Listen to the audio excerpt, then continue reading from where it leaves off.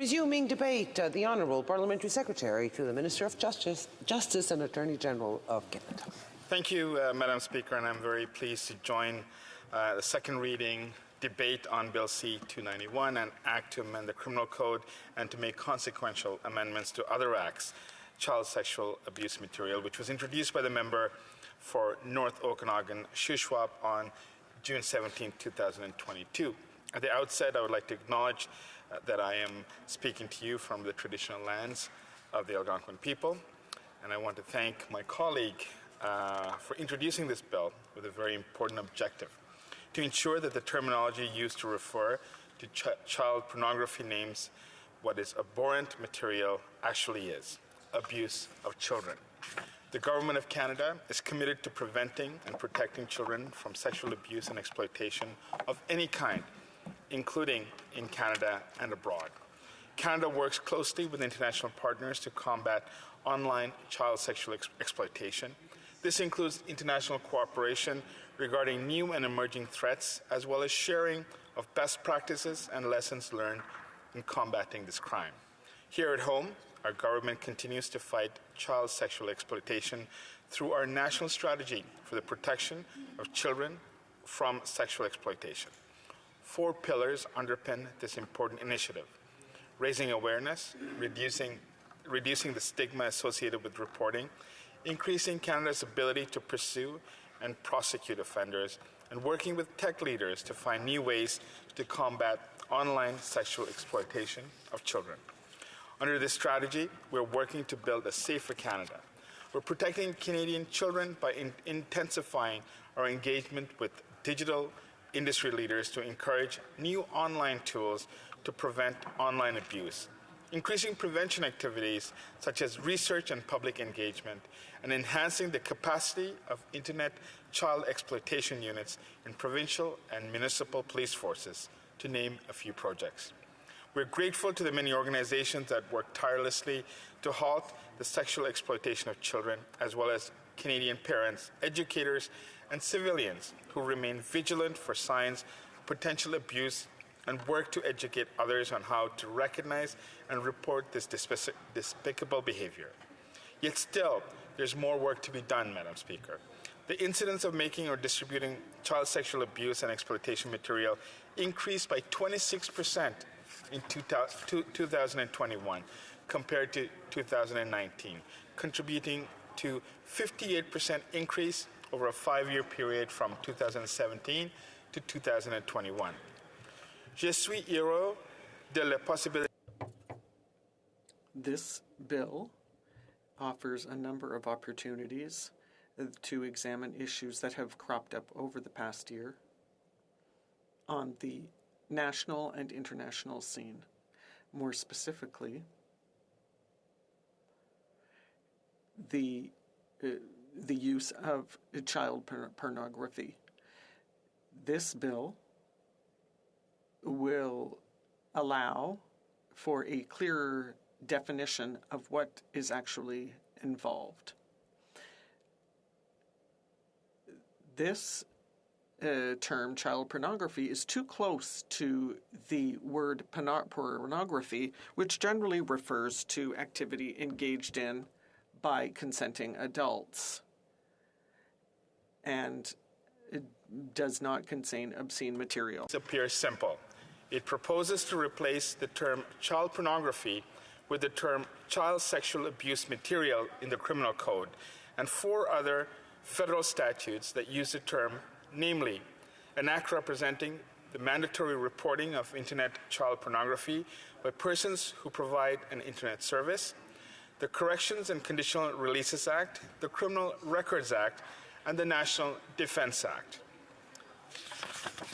Madam Speaker, it is important to acknowledge that the definition of child pornography in Canadian criminal law has been part of the Criminal Code for almost 30 years, having been enacted in 1993 and expanded in 2002 and 2005.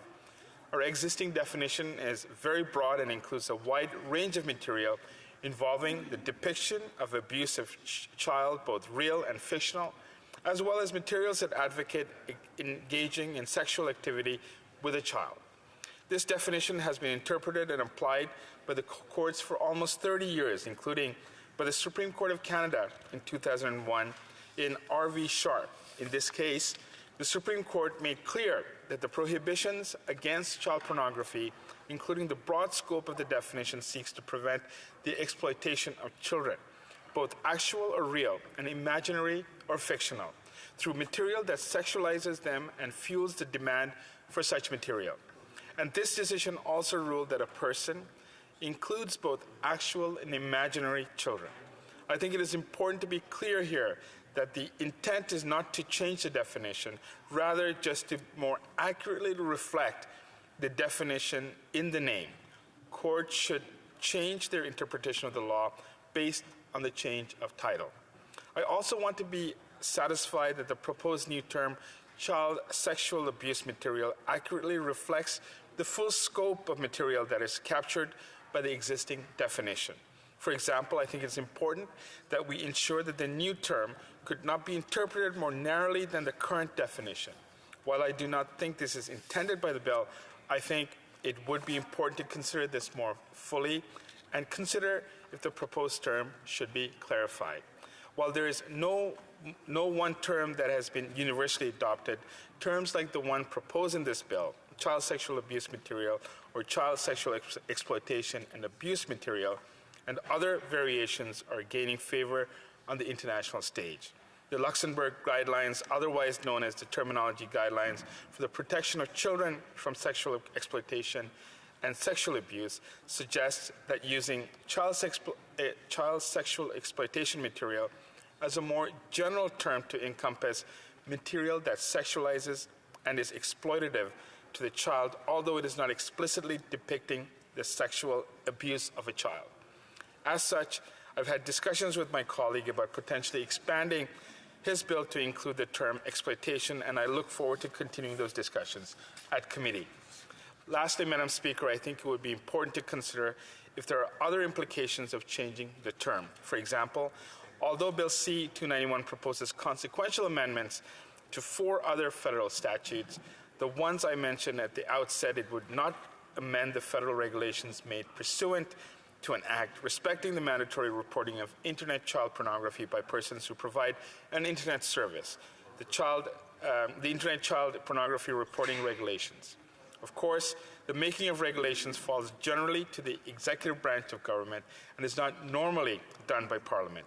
So when this legislation passes, the government will likely also have to update regulations to match. Most provinces have legislation that refers to the Criminal Code's child pornography prohibitions and definition. It is estimated that there are at least 50 such provincial and territorial statutes and regulations that refer to it. In some cases, the reference is made both to the term child pornography as well as Section 163.1 of the Criminal Code. However, there are some instances where reference is made only to the term child pornography as defined by the Criminal Code. Should this bill pass, we will work with our provincial and territorial partners to ensure the legislation is updated accordingly.